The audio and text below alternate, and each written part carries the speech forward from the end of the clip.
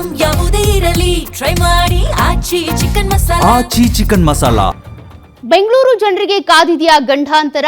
ಉತ್ತಮ ಮಳೆಯಾದ್ರೂ ಕೂಡ ಸಿಟಿ ಮಂದಿಗೆ ಶಾಕ್ ಗ್ಯಾರಂಟಿ. ಐಟಿ ಸಿಟಿಯಲ್ಲಿ ಹನಿ ಹನಿ ನೀರಿಗೂ ಕೂಡ ಪರದಾಡಬೇಕಾಗುತ್ತೆ.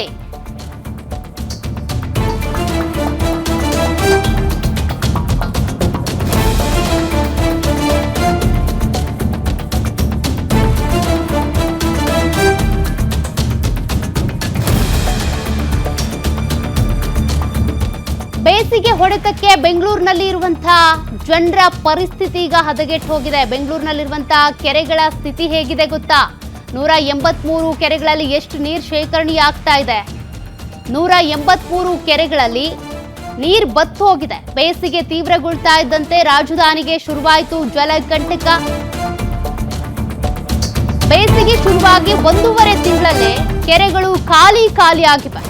183 ಕೆರೆಗಳ ಪೈಕಿ 66 ಕೆರೆಗಳಲ್ಲಿ ನೀರಿಲ್ಲ.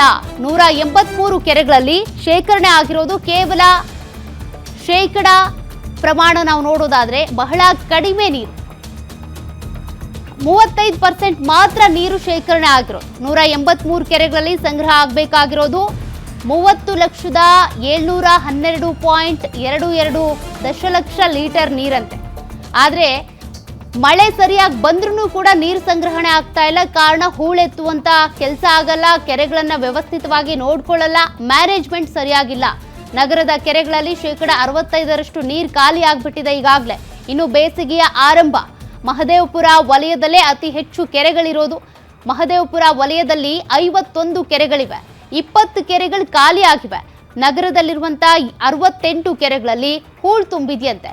ಹೂಳು ತುಂಬಿಕೊಂಡಿರೋದ್ರಿಂದ ನೀರಿನ ಸಂಗ್ರಹ ಕೂಡ ಕಡಿಮೆ ಆಗ್ತಾ ಇದೆ. ಸಾಮರ್ಥ್ಯ ಹೆಚ್ಚಾಗಿಲ್ಲ.